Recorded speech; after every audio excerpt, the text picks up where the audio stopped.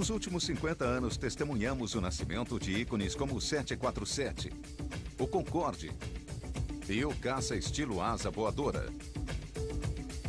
Mas eles são só o começo. O século XXI promete um super jumbo que vai transportar 200 passageiros a mais que o seu antecessor e eliminar horas dos voos de longa distância a um preço acessível à média dos usuários. O jato supersônico de passageiros será um palácio dos prazeres com asas que terão cassino, lojas e até uma academia. As inovações surgem a uma velocidade estonteante. Apertem os cintos e preparem-se para decolar.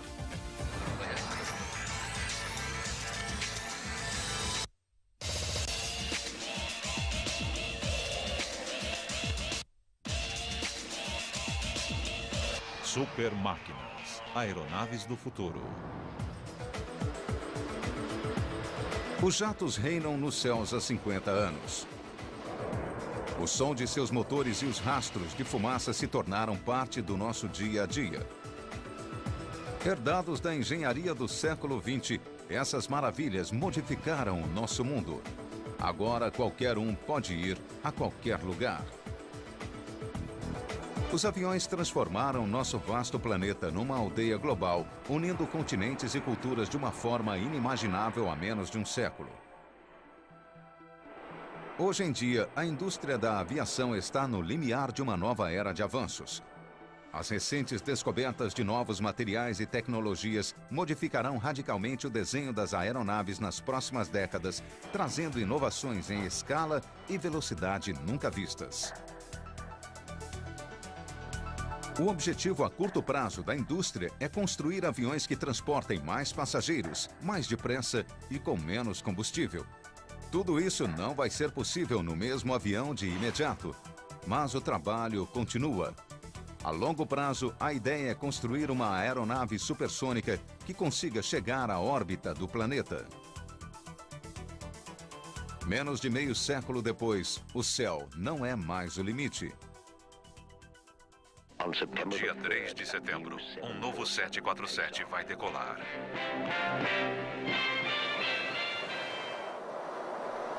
Desde que o Boeing 747 foi lançado em 1970, sua silhueta peculiar tornou-se conhecida de todos. Mais de 30 anos se passaram e ele ainda é a maior aeronave a cruzar os céus. O primeiro 747 a sair da linha de produção foi batizado de Jumbo.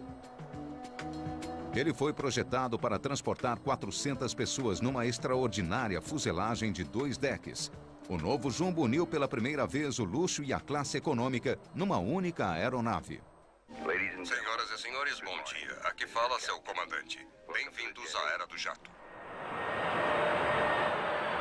O Colosso subsônico é líder entre as aeronaves comerciais há 35 anos.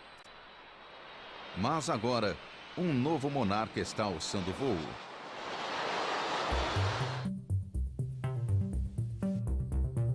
O Airbus A380 tem uma capacidade 33% maior do que a do Jumbo da Boeing. O novo avião poderá transportar 600 pessoas em 3 decks. Para acomodar esses passageiros, as asas do A380 de ponta a ponta serão 15 metros maiores que as do 747. E cada uma das 4 turbinas poderá gerar 4,5 toneladas a mais de empuxo. Na cabine de comando, o A380 terá um computador de última geração que vai torná-lo o avião mais seguro e eficiente já construído. O que temos aqui é um avião 35% maior do que um 747 e com 49% a mais de espaço. Todas as poltronas são maiores, os corredores mais largos e há mais espaço nas áreas comuns. Todo esse espaço adicional é produto de um planejamento tecnológico avançado. Os projetistas de aeronaves reinventaram o conceito do Jumbo utilizando computadores superpotentes. Numerosos testes em túneis de vento mostraram que o A380, apesar do tamanho, será uma maravilha quanto à eficiência aerodinâmica. O A380 será a maior das aeronaves com desenho convencional. Atualmente, o desenho das aeronaves é muito menos agressivo ao meio ambiente em relação ao barulho e à poluição. Seu custo operacional, por incrível que pareça, será 20% menor que o do 747. E isso porque as modernas ligas de carbono estão substituindo boa parte do alumínio tradicionalmente usado na fabricação de aviões. A parte intermediária da asa do A380 é de fibra de carbono. Essa é a primeira vez que essa parte da fuselagem é feita com esse material. Um dos maiores avanços do novo jato comercial do século XXI é o desenho da asa.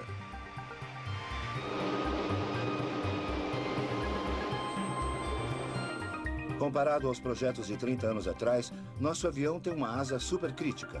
Nesse tipo de asa, ocorre sobre a superfície o chamado fluxo laminar, ou seja, mais velocidade com menos consumo de combustível. E segue o mesmo padrão nas várias etapas, utilizando materiais compostos e novas tecnologias de fabricação. Em todos os níveis, a tecnologia teve uma grande expansão nos últimos 35 anos. Se o exterior do A380 eleva os padrões de eficiência, seu interior pode estabelecer novos parâmetros quanto ao espaço e o conforto, uma inovação que vai agradar a maioria dos passageiros nos voos de longa distância. O interior do Airbus A380, que será lançado em breve, lembrará mais um navio de cruzeiro do que um avião. Com os 3 decks, o novo Super Jumbo ostentará a cabine de maior espaço interno criada até hoje. E isso significa que os decoradores poderão oferecer novos patamares de estilo e conforto. A maquete do A380 inclui um amplo bar no deck principal e espaço no deck superior para esticar as pernas e conversar. Há planos, inclusive, de se instalar chuveiros no avião. E o deck inferior teria espaço até para uma loja. Uma coisa que as linhas aéreas poderão mudar é a largura das poltronas. Nesse avião, elas são mais largas que qualquer outra poltrona de classe econômica que existe hoje num 747. O espaço de circulação é melhor, o piso é 49% maior e pode incluir uma área de convivência, pode incluir até free shops. Você tem espaço para se levantar e andar. É claro que, apesar de possível, nada disso é obrigatório. No ramo das empresas de aviação, raramente o luxo triunfou sobre a economia, e nunca por muito tempo.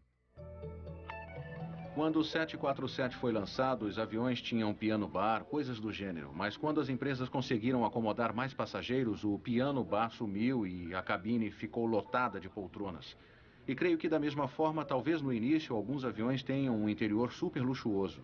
Questão de marketing, mas depois de algum tempo, as empresas vão encher o avião de gente. Haverá pelo menos a oportunidade de redesenhar o interior das cabines para refletir o espírito do início da era do jato. Algumas empresas querem aproveitar a oportunidade. No momento, nossa ideia é montar toda a decoração sob um tema chamado O Jeito Moderno e Romântico de Voar e que consiste basicamente num interior com uma decoração atual que traz de volta o aspecto romântico, transformando o voo em algo especial.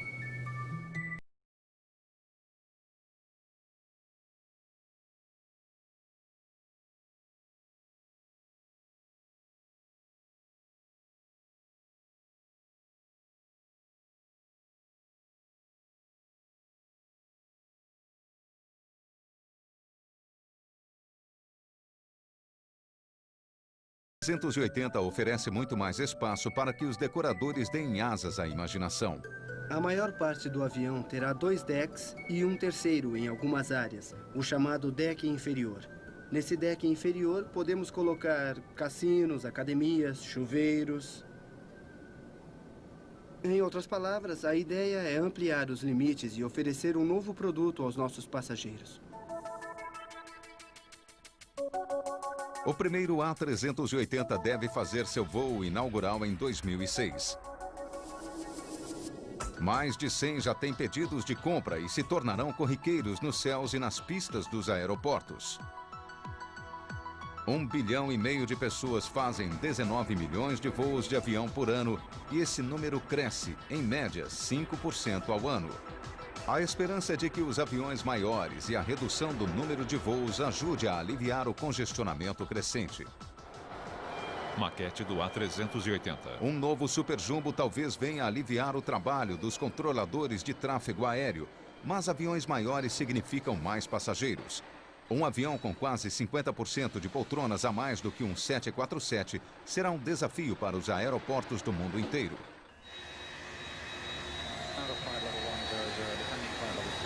Atualmente, o pouso de um 747 com 400 pessoas a bordo já requer uma enorme operação de logística.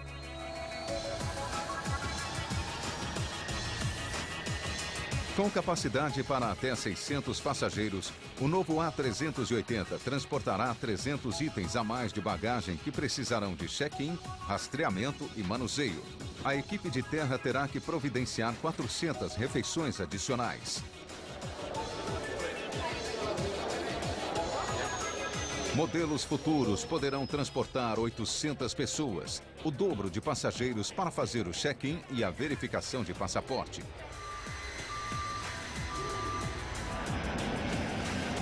A administração do Aeroporto Internacional de Los Angeles está preocupada.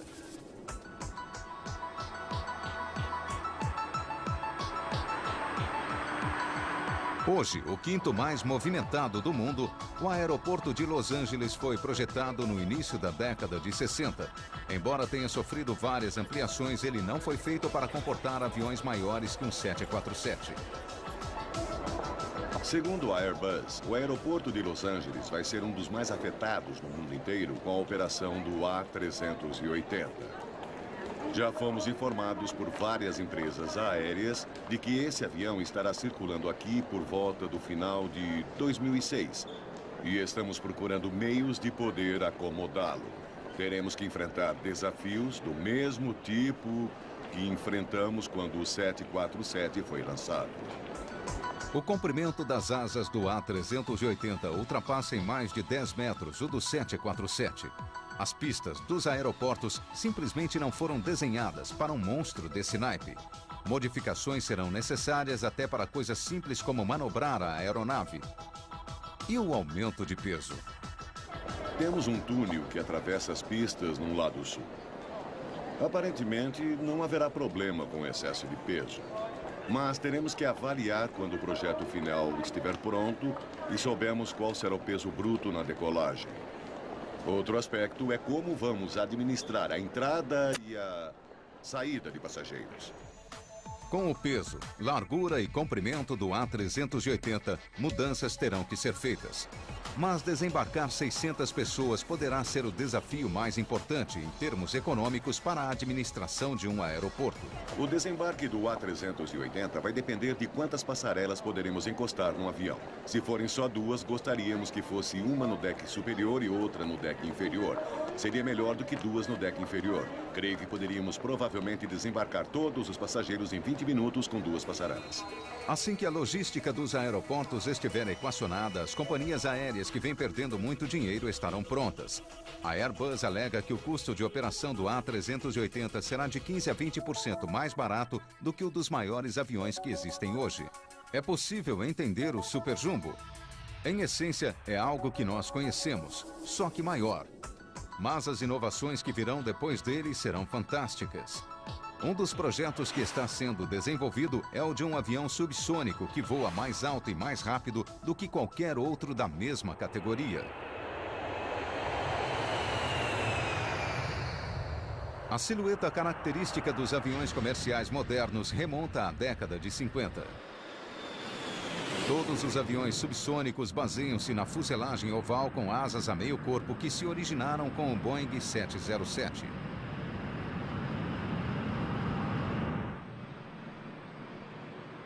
Mas em 2001, a Boeing surpreendeu o universo da aviação e anunciou que estava desenvolvendo um revolucionário novo avião que mudaria completamente esse conceito. O Sonic Cruiser.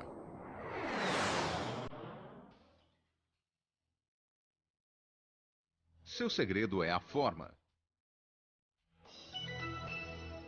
O Sonic Cruiser com certeza trouxe muita empolgação para o mercado e deixou todos da Boeing muito entusiasmados. É a primeira vez que podemos trabalhar num projeto novo de avião desde o 777. A grande novidade é a velocidade do Sonic Cruiser. Projetado para voar perto de Mach 1, a velocidade do som, ele pouparia 2 horas num voo normal entre Nova York e Tóquio. Para atingir essa aceleração, os projetistas voltaram à prancheta de desenho. Imaginamos, e se colocássemos a asa bem mais para trás?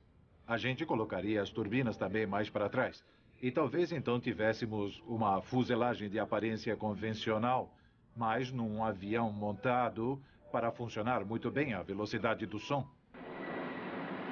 O Sonic Cruiser tem cauda e leme não convencionais. E seus 2 estabilizadores horizontais ficam na parte dianteira da fuselagem. Mudando a localização dos elementos do avião, colocando as asas para trás, as turbinas para trás e apenas uma pequena superfície de controle na frente chamada canar, conseguimos reduzir o contorno do ar na fuselagem. Colocar as extravagantes asas delta na traseira foi fundamental.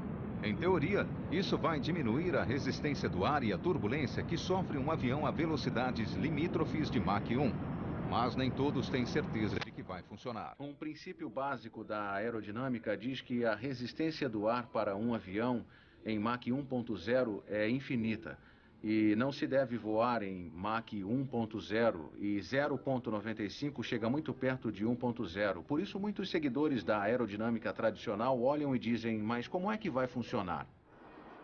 A Boeing acha que sabe a resposta.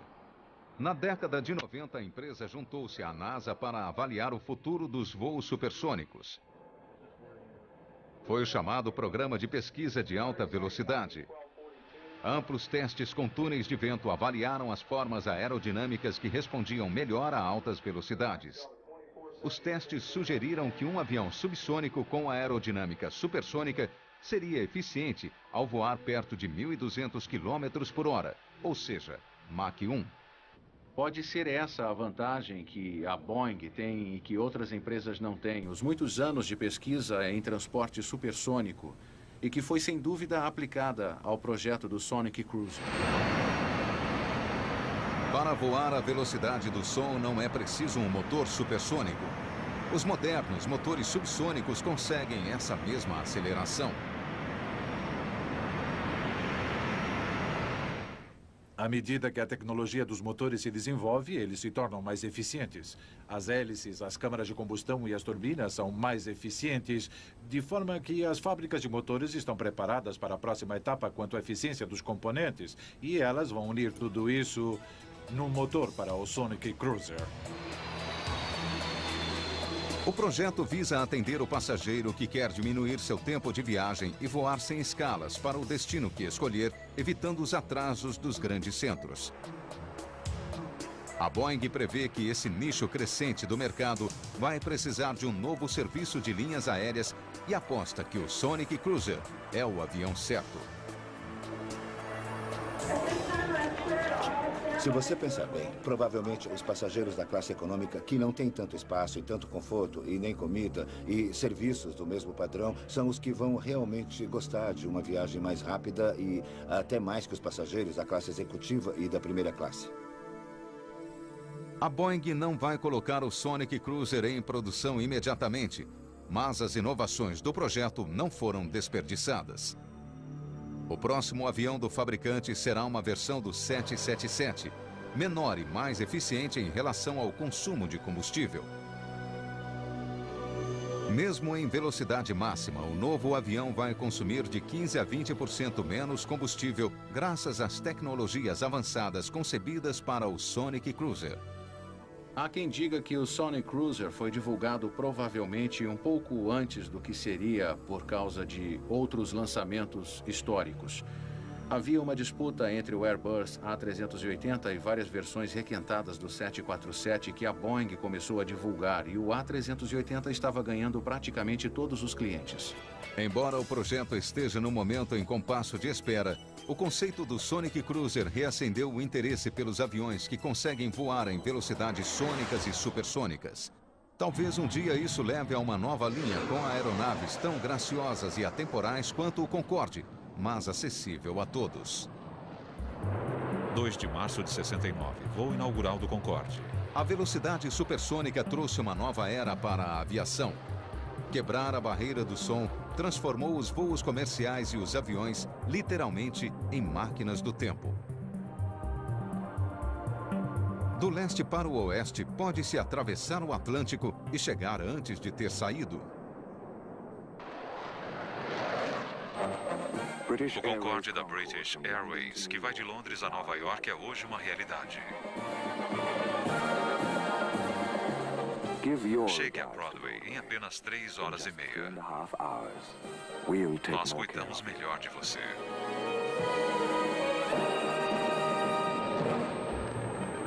O Concorde incorporou o espírito futurístico do início da era do jato. De muitas maneiras, ele foi um avião à frente do seu tempo. Com suas asas delta e motores supersônicos, ele cruzava o céu a 18.300 metros de altitude, alcançando o dobro da velocidade do som. As turbinas do Concorde foram desenvolvidas a partir dos mais modernos motores de aeronaves militares. Eles usam o processo chamado de pós-combustão, no qual os turborreatores utilizam combustível líquido na câmara de combustão quente, produzindo a potência necessária para quebrar a barreira do som. O Concorde utilizava a pós-combustão na decolagem e na transição para a velocidade supersônica.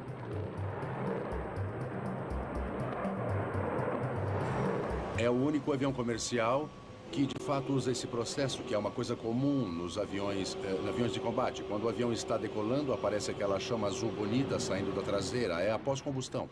Os motores Olympus 593 do Concorde têm um sistema de pós-combustão que nós usamos primeiro na decolagem e depois na aceleração que leva a aeronave à zona de velocidade supersônica.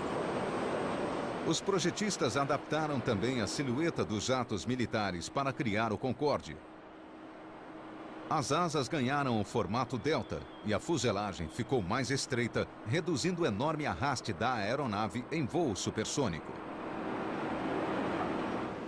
Acima da velocidade do som, o avião sofre um aquecimento considerável. Aliás, o ponto mais quente, que é o nariz, chega a 125 graus Celsius. Para contornar o problema, os fabricantes projetaram um avião que consegue se dilatar, e ele se dilata em torno de 10 centímetros no voo supersônico. O alumínio especial da fuselagem suporta dilatação e contração sem a fadiga normal que ocorreria em qualquer outro material. Uma das coisas extraordinárias sobre o Concorde que as pessoas percebem é que ele não é tão suave quanto um avião comum. A sensação de voar, principalmente durante a decolagem e o pouso, é muito diferente. Já em velocidade de cruzeiro, que seria Mach 2, a sensação é bem parecida, a não ser pelo fato de que, olhando pela janela, pode-se ver a curvatura da Terra. Aliás, quando a gente está voltando do aeroporto John F. Kennedy, dá para ver a sombra do dia se transformando em noite. Quando o Concorde estava sendo construído na década de 60, imaginava-se que dentro de poucos anos todos os aviões seriam supersônicos. Mas a decolagem do Concorde não foi o que se esperava. E ele não sobreviveu, em grande parte, por causa de um impacto não previsto.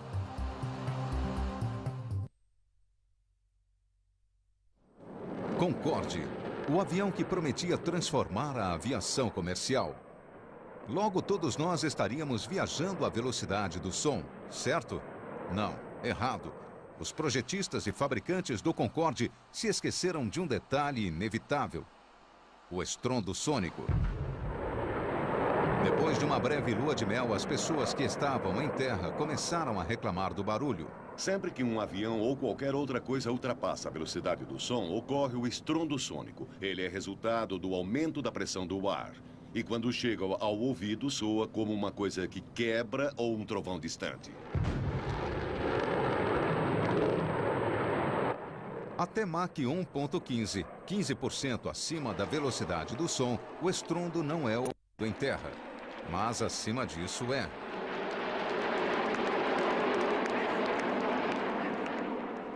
O estrondo tem relação com a velocidade do avião, o peso, o tamanho, o modelo das asas e, em menor grau, com o posicionamento das turbinas.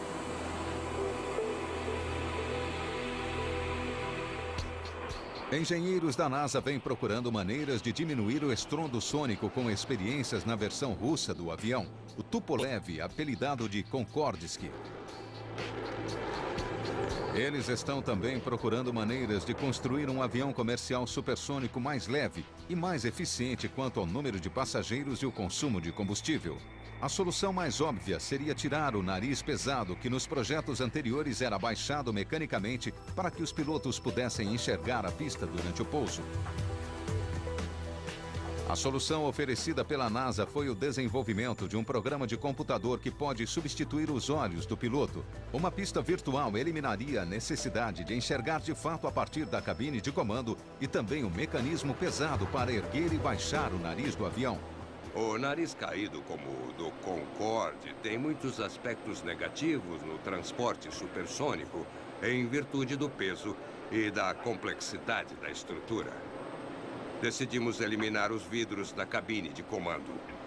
E em seu lugar haveria uma tela e um sistema de visão sintética que faria parte desse programa.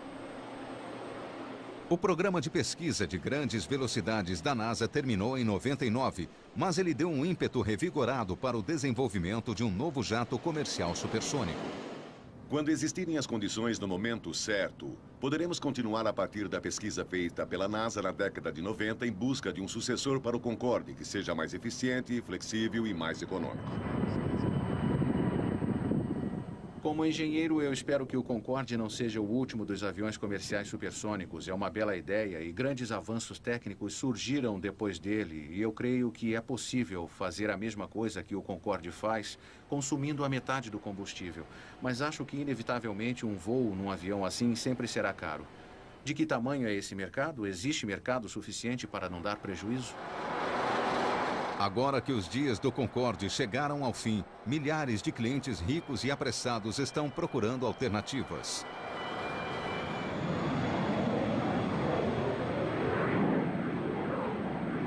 A próxima grande inovação no voo supersônico serão provavelmente os pequenos aviões comerciais que quebrarão a barreira do som.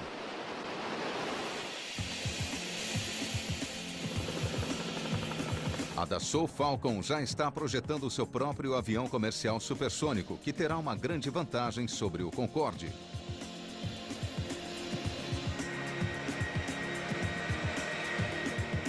Essas aeronaves de 8 lugares produzirão um estrondo sônico de baixa intensidade, de forma que poderão voar sobre as áreas de terra.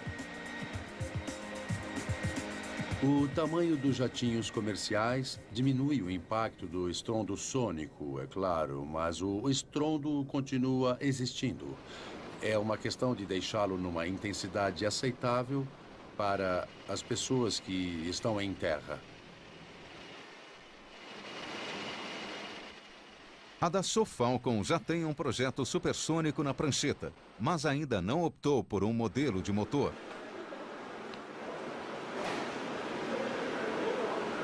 Adaptar um motor militar, como fizeram os engenheiros do Concorde, é uma das possibilidades.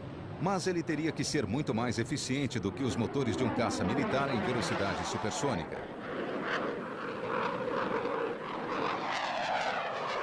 No momento, o motor para um grande jato supersônico não existe.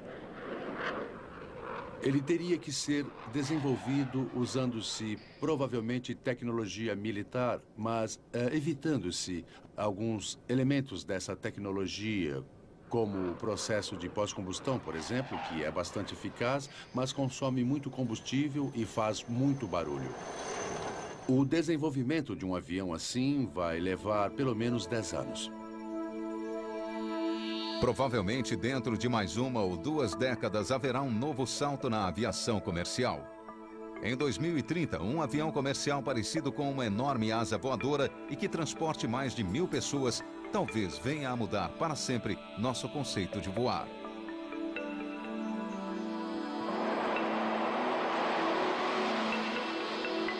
O avião tipo asa voadora foi um projeto bem-sucedido para a Força Aérea dos Estados Unidos.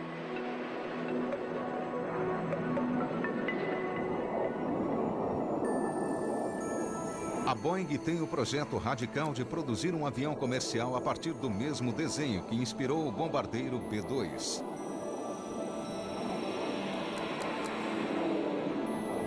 É um avião em que a fuselagem fica incorporada às asas e os passageiros se espalham lateralmente em comparação com os aviões convencionais.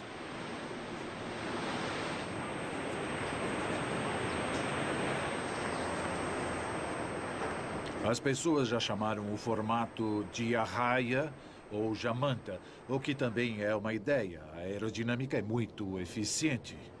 O segredo é atingir a mesma estabilidade e controle que o desenho convencional proporciona.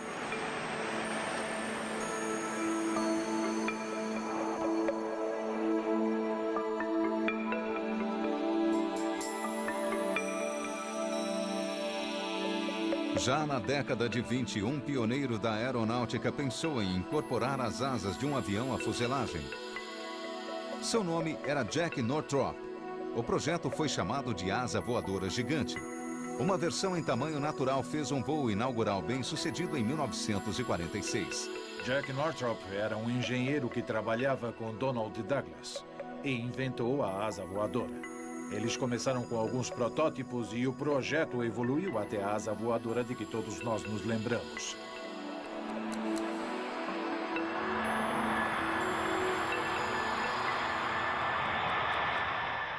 Num avião convencional, a fuselagem não proporciona sustentação. Já a fuselagem da asa voadora é uma parte da própria asa, gerando mais sustentação e proporcionando uma economia de 20% sobre os aviões convencionais.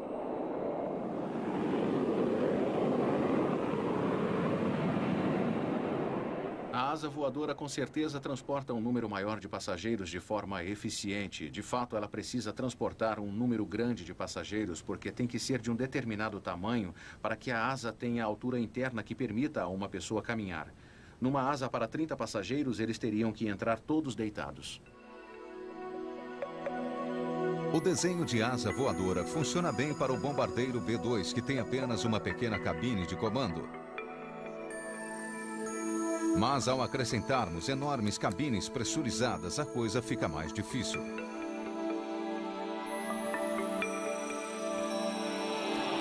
A asa voadora comercial vem sendo desenvolvida desde 1993.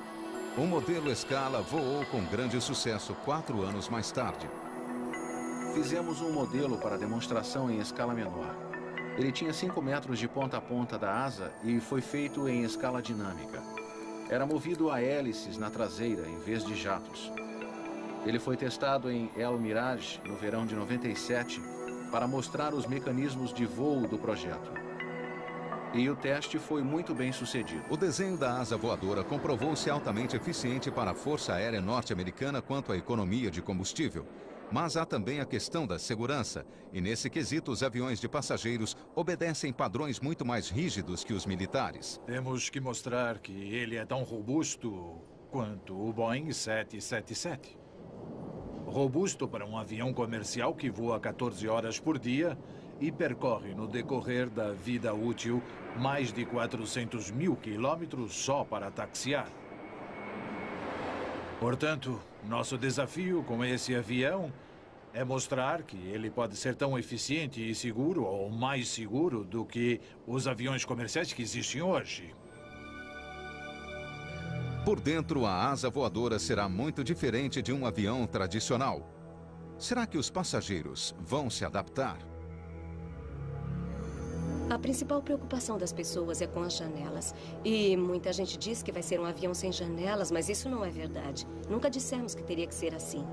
Haveria janelas na estrutura onde fosse possível e teríamos também grandes telas planas e talvez até clarabóias para ver as nuvens de dia e as estrelas à noite, com vídeos, quem sabe vídeos laterais.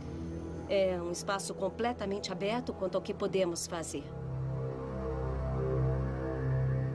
Como o Airbus A380, a aeronave seria grande o suficiente para incorporar luxo e conforto, transportando ao mesmo tempo um número grande de passageiros. Acho que seria um avião maravilhoso. Eu adoraria voar nele. O projeto de um avião comercial busca um produto que funcione melhor, que seja mais eficiente e a um custo menor. É o que fizemos aqui. O projeto da Northrop com certeza resistiu ao teste do tempo. Mas a asa voadora comercial é um avião que visa um futuro no qual a necessidade de transporte de massa barato será essencial para aliviar o congestionamento no céu. Todos esses novos projetos são limitados por um fator: a atmosfera da Terra. Talvez em meados deste século, as empresas aéreas consigam ultrapassar essa barreira em velocidades nunca antes imaginadas. Quando você estiver longe de casa e precisar de ajuda, a solução é... voar! Fumante ou não fumante? Não fumante. Nos últimos 100 anos, os aviões voam confinados pela atmosfera da Terra. Mas por volta de 2050, a próxima geração de jatos supersônicos poderá ser substituída por uma máquina voadora que chegue a velocidades que, literalmente, não são deste mundo.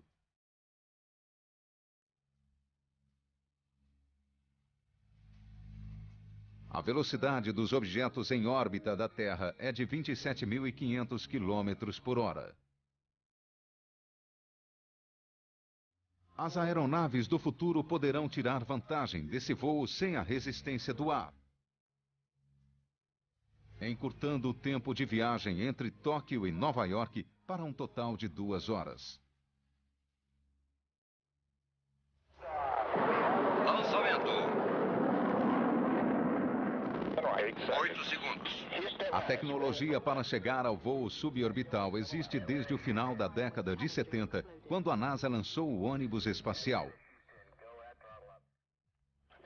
Mas os episódios da Challenger e da Columbia mostraram que essa forma de viajar está longe de ser segura. Agora, neste início de século XXI, é pelo menos concebível que o voo suborbital venha um dia a ser acessível a todos. Os primeiros turistas espaciais já estão viajando na órbita da Terra pela Agência Espacial Russa. Em abril de 2002, um milionário sul-africano tornou-se o segundo civil a visitar a Estação Espacial Internacional. Não tenho dúvidas de que, se quisermos, podemos levar o voo suborbital ao ponto em que bastará comprar a passagem, fazer um treino de segurança, embarcar e voar. Os aviões comerciais suborbitais serão provavelmente híbridos do ônibus espacial e de aviões subsônicos. Este é apenas um dos projetos. Provavelmente será um avião tradicional até o limite da atmosfera. Depois, algum tipo de foguete será acionado para poder sair da atmosfera e ver a Terra. E, finalmente, cair de volta em 2 ou 3 minutos. Depois da reentrada, o avião suborbital pousaria no aeroporto de destino como qualquer avião normal.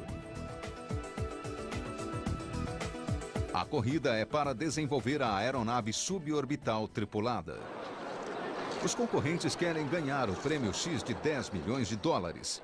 O requisito é chegar a uma altitude de 100 quilômetros transportando 3 pessoas, pousar com segurança e fazer tudo de novo 2 semanas depois. Todos os aviões devem ser financiados, construídos e lançados com recursos particulares. Em 2002, uma equipe russa esteve entre as primeiras a revelar seu protótipo para o Prêmio X. O C-21 é o veículo suborbital russo. É um foguete que vai levar um grupo de 3 pessoas, um piloto e 2 passageiros, a mais de 100 quilômetros acima da superfície da Terra, ao limite, à beira do espaço, e trazê-las de volta com segurança. Como o custo de lançar um avião suborbital do solo é proibitivo, os aviões que concorrem ao Prêmio X farão a primeira parte da viagem de carona num avião maior. Grandes aviões comerciais suborbitais podem vir a usar métodos parecidos. O aspecto civil é muito importante porque acreditamos que o futuro no espaço será como na aviação.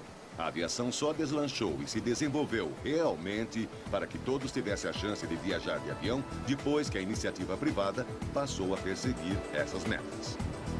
Como aconteceu no início da aviação, os pioneiros civis estão ampliando os limites das novas formas de voar. Mas não é fácil sem o apoio militar ou das agências espaciais. Afinal, como é que se faz o treinamento para o voo suborbital? Star City, nos arredores de Moscou.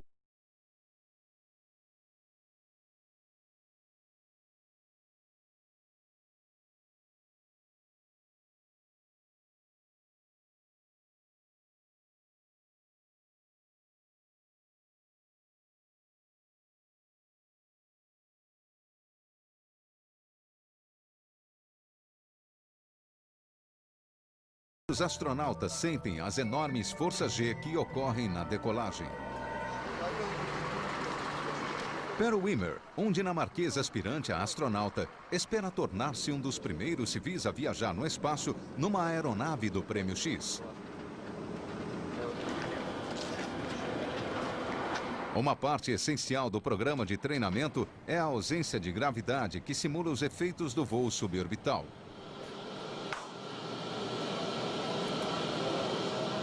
O piloto cria curtos períodos de ausência de peso, colocando o avião em mergulhos acentuados. O avião começa então a mergulhar e ele acaba chegando à gravidade zero.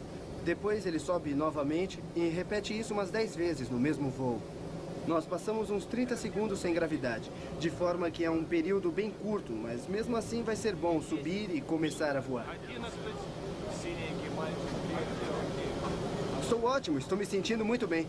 Vamos ver como é que eu vou estar na volta.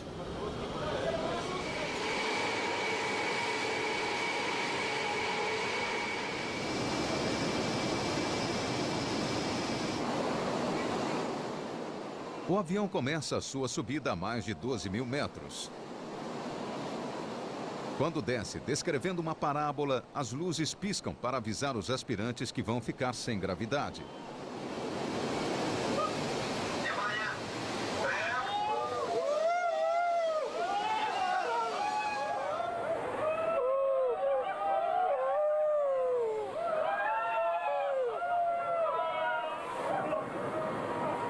Esta é a situação ideal, é realmente o que quero fazer.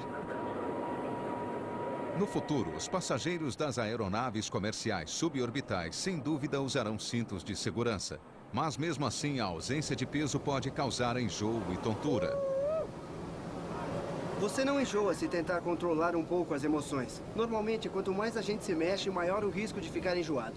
Portanto, é bom no começo tomar cuidado, não se mexer muito, aproveitar a sensação de estar voando e então depois fazer outros movimentos.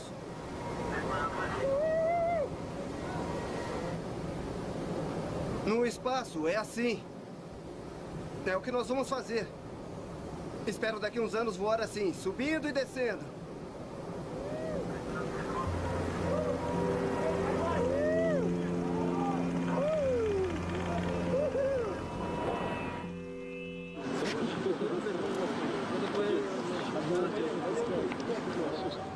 Me sinto como um astronauta de verdade, pelo menos naqueles 30 segundos. E estou preparado para voar de verdade.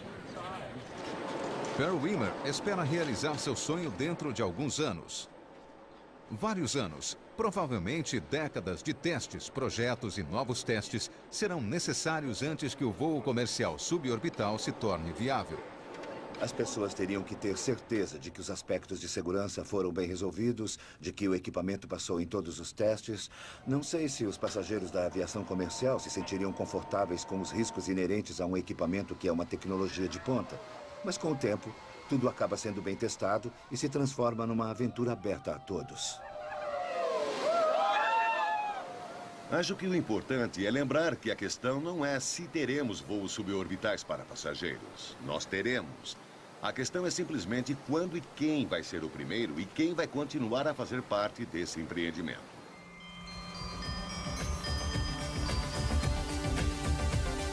Hoje existem tecnologias para vários caminhos no futuro dos voos comerciais.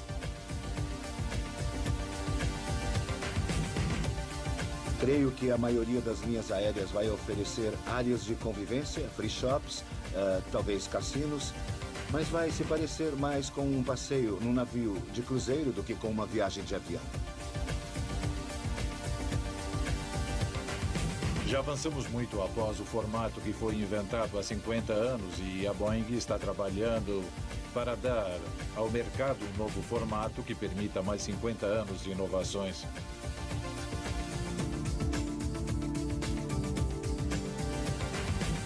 Avaliando bem, a raça humana nunca passou muito tempo andando para trás. E eu não consigo imaginar os filhos da minha filha me dizendo: eu lembro que você atravessou o Atlântico em 3 horas e 20 minutos e agora isso leva a 8 horas e meia.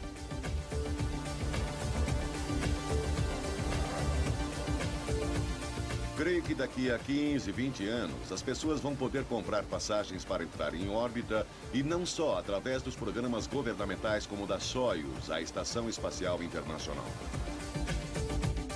100 anos de aviação trouxeram avanços enormes nos projetos, nas novas tecnologias e um espírito renovado que reflete o início da era do jato e promete muito para o século XXI.